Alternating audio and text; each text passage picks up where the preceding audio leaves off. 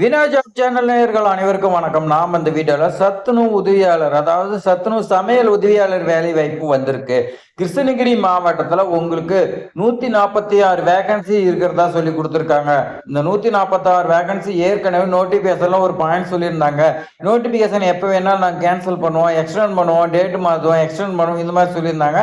அந்த மாதிரி கிருஷ்ணகிரி மாவட்டத்துல ரத்து செஞ்சு மீண்டும் பாத்தீங்கன்னா ஒரு 146 வேகன்சி விட்டுருக்காங்க. அந்த 146 வேகன்சிக்கு நீங்க விண்ணப்பிக்கலாம். ஏற்கனவே விண்ணப்பிச்சீங்களும் இதுக்கு விண்ணப்பிக்கலாம். அதே மாதிரி ஏற்கனவே விண்ணப்பிக்க டைம் முடிஞ்சு போனீங்க, சில காரணத்தினால பார்த்தீங்கன்னா விண்ணப்பிக்க முடியாதீங்களா, இதுக்கு பார்த்தீங்கன்னா எலிஜிபிள், நீங்க விண்ணப்பிக்கலாம்னு சொல்லி கொடுத்துருக்காங்க. எந்த கிராமத்துல எந்த பள்ளியில வேகன்சி இருக்குதுன்னு உங்களுடைய வட்டாரம், உங்களுடைய யூனியன் ஆபீஸ்ல ஒட்டிருக்க சொல்லியிருக்காங்க. இனச்சுழற்சி வாரியா ஒட்டப்பட்டிருக்கோம், அதை பார்த்து எந்த மையம் நீங்க அதுக்கு விண்ணப்பிக்கலாம்னு சொல்லி கொடுத்துருக்காங்க.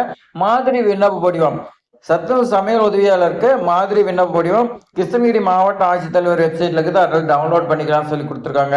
அதே மாதிரி இந்த ஜாப் இனச்சுழற்சி வாரியா தான் நிரப்பப்படும் சொல்லி கொடுத்துருக்காங்க.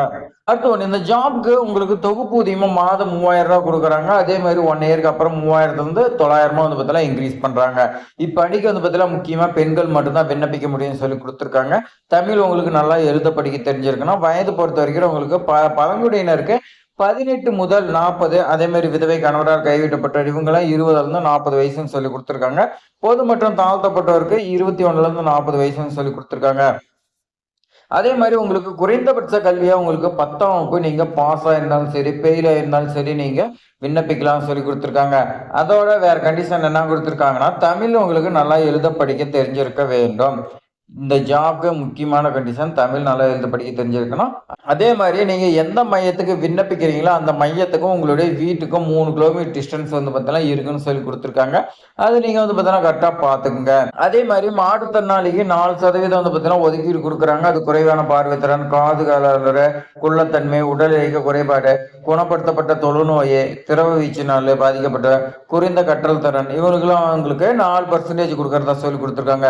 விதவை கணவரால் கைவிடப்பட்டோர், ஆதரவற்ற பெண்கள், இவங்களுக்கெல்லாம் 25% ஒதுக்கீடு செய்யப்படும் சொல்லி கொடுத்துருக்காங்க. மாவட்ட அளவிலான விண்ணப்பங்களுக்கு பாத்தீங்கன்னா உங்களுக்கு விதவைக்கு 25, மாற்றுத்திறனாளிக்கு 4% சொல்லி கொடுத்துருக்காங்க. காலி பணியிடங்கள் விண்ணப்பிக்கும் போது உரிய விண்ணப்பத்தினை பூர்த்தி செஞ்சு ஊராட்சி ஒன்றிய அலுவலகம் மற்றும் கிருஷ்ணகிரி நகராட்சி அலுவலகத்துக்கு அனுப்புன்னு சொல்லி கொடுத்துருக்காங்க. நீங்க டவுனு இந்த மாதிரி இருந்தீங்களா, நீங்க நகராட்சியிலையும் கிராமமா இருந்தா ஊராட்சி அலுவலகத்தில் நீங்க கொடுக்கலாம்னு சொல்லி கொடுத்துருக்காங்க.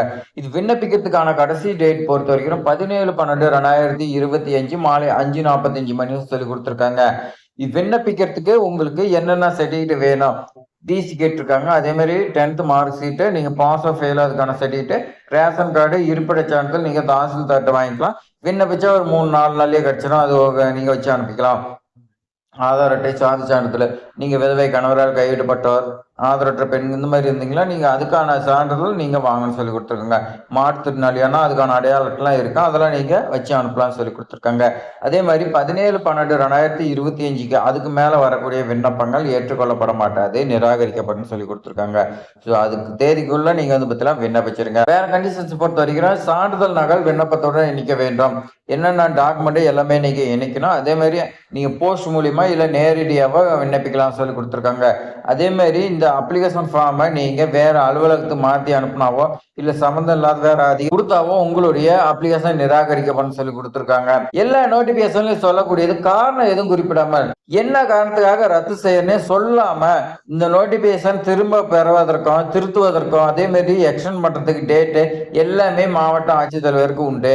நேர்முக தேர்வுக்கு கலந்து கொள்ளும் போது உங்களுக்கு ஏதாவது பஸ்ஸுக்கோ இல்ல சாப்பாட்டுக்கோ இந்த மாதிரி கவர்மெண்ட் எதுவுமே ஏத்துக்காது, எல்லாம் உங்களுடைய சொந்த செலவுன்னு சொல்லி கொடுத்துருக்காங்க. சரி, இது மாதிரி பயனுள்ள தகவலாம் தெரிஞ்சுக்கிறதுக்கு நம்மளுடைய வினோஜ் ஜாப் சேனலை நீங்க சப்ஸ்கிரைப் பண்ணி வைங்க. அப்பதான் இது மாதிரி அப்டேட்லாம் உங்களுக்கு உடனுக்குடன் தெரிஞ்சுக்கிறதுக்கு ரொம்ப ரொம்ப ஹெல்ப்ஃபுல்லா இருக்கும். உங்க ஃப்ரெண்ட்ஸ் எல்லாத்தையுமே ஷேர். இந்த வீடியோ பயனுள்ளதாக இருக்குதுன்னு நினைச்சீங்கன்னா ஒரே ஒரு லைக் பண்ணுங்க. நீங்க பண்ணக்கூடிய லைக் தான் அடுத்தடுத்த வீடியோ போறதுக்கு எங்களுக்கு மோட்டிவேட்டா இருக்கும். தேங்க்ஸ் ஃபார் வாட்சிங்.